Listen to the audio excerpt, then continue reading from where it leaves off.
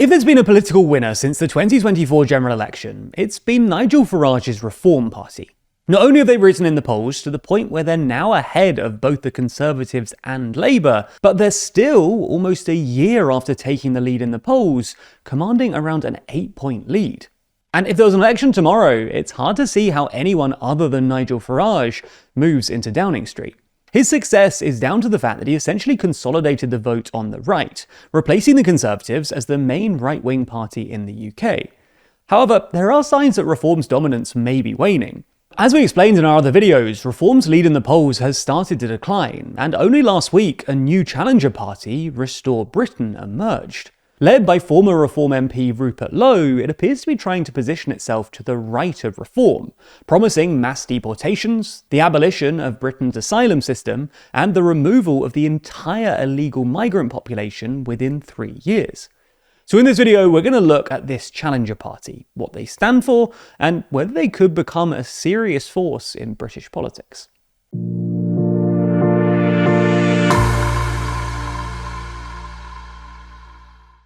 If you look at the composition of the House of Commons, everything would look normal. Labour and the Tories occupy the role of government and official opposition, and the smaller parties don't really have any power. Out in the country, though, things are changing. Reform and the Greens are on the rise, and polling suggests that they could be on the cusp of usurping the traditional parties. In the latest issue of our magazine, we discussed this political fragmentation, and exactly how it could change the political fabric of British politics. That's just some of the 72 pages in the magazine, because as always, there's more to Too Long than you'd expect. Purchase your copy by clicking the link in the description. Now, to understand where Restore Britain came from, you need to first understand exactly how Rupert Lowe fell out with Nigel Farage.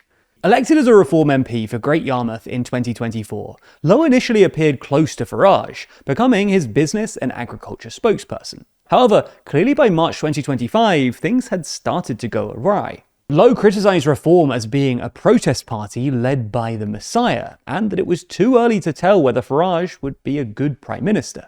And the very next day, Lowe was reported to the police by Reform after Zia Youssef, another senior member of the party, claimed that Lowe made verbal threats against him.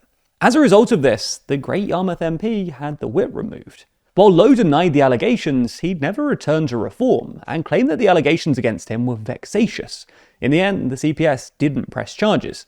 Nonetheless, rather than sit as a backbencher in the Commons, Lowe opted to start his own political organisation, Restore Britain. From the very start, it was clear that Lowe would try to position the organisation to the right of Reform, which made sense given that Lowe always appeared to be to the right of Farage, with Farage historically arguing against mass deportations, suggesting that they were a political impossibility. Even when Farage backtracked on this, Lowe suggested that his plans still didn't go far enough, with him arguing in favour of the mass deportation of every single illegal migrant, and the abolition of the entire asylum system. The thing is, despite these policies, Restore Britain wasn't technically a party. It was described as a movement. In a speech last week, Lowe explained that he'd changed his mind on this though, stating that it was his intent to establish Restore Britain as a national political party. That is why today I am launching Restore Britain as a national political party. At the next general election, we will put forward hundreds of qualified candidates from outside the existing political establishment. They will not be failed ministers. They will not be politicians.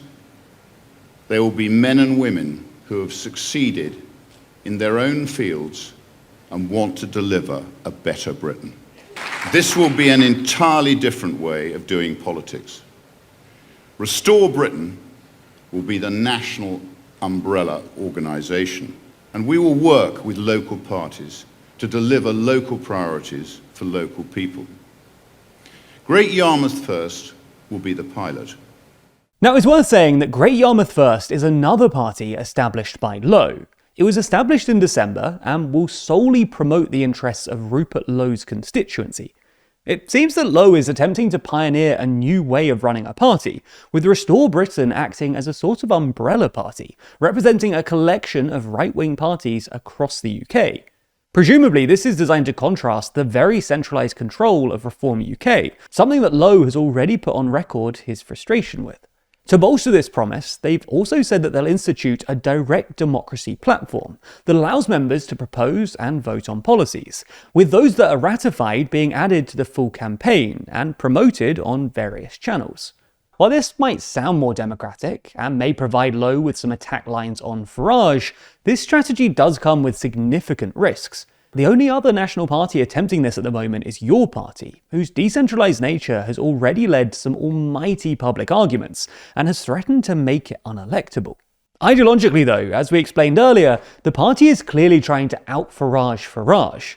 Alongside their radical promises on immigration, they've also promised to hold a referendum on the reintroduction of the death penalty, scrap foreign aid, slash corporation tax to the lowest in Europe, limit social benefits to be exclusively for Brits, ban the burqa and the niqab, ban Sharia courts, ban halal and kosher slaughter, repeal the Gender Recognition Act, and abolish the OBR. On top of these policies, a spokesperson for Restore Britain, Charlie Downs, explained on Talk TV that unlike Reform, who believe that anyone from anywhere can be British, Restore Britain believes that Britain is a people defined by indigenous British ancestry and Christian faith, seemingly excluding those of other religions and invoking a far-right view of British citizenship. This is what Reform UK's London mayoral candidate, Layla Cunningham, had to say of that statement. They're talking about if you're not white and Christian in this country, you're not British, right? They're going back to some kind of like neo-Nazi Aryan race. If you're not white, I mean, I've heard their spokesperson on Talk TV and on TV saying, if you are not white and Christian, then you're not deemed to be British. And you know, that flies in the face of wanting integration and assimilation, because no matter how much you integrate or assimilate, according to them, you will never be British. It's abundantly clear then that Lowe's strategy is to try and win over Reform voters who are frustrated that Farage and Reform isn't more radical. To this end, he's already had some success in attracting celebrity support from Duncan Bannatyne and John Cleese, and an endorsement from Elon Musk, who has defended Restore Britain repeatedly on X over the last few days. On top of this, fellow Reform defector Ben Habib, who founded his own political party, Advance UK, has suggested that he'll be open to some kind of merger. However, there is some tentative evidence to suggest that there isn't too much risk of a mass movement from Reform to Restore. A YouGov poll from January last year showed that among those who say that they'll vote for Reform in the next election, a mere 1% say that their main reservation with Reform is that they were not right-wing enough. In fact, 3% cited concerns about racism, and 7% said that they were too right-wing. Given this, it seems that Farage isn't going to lose too much sleep over a stormed Britain. In fact, this is what he had to say about the whole thing. You know, people think, oh, Farage has done it, we'll just set a party up, it'll be marvellous, we'll sweep the next election. It just isn't as easy as that. Now, does he have a profile on X? Yes, he does. Is Elon going to support him? Probably. But you see, when he stood up and said that we've got to consider the mass deportation of entire communities, including those born in the United Kingdom, that just moves way beyond a point of reasonableness, of decency, of morality. And that was the moment at which, I realised we just had to get rid of him, and get rid of him as quickly as we could. And I think in terms of the way we dealt with that, we were probably more brutal than the other parties. But you know what? That's the way it's going to be.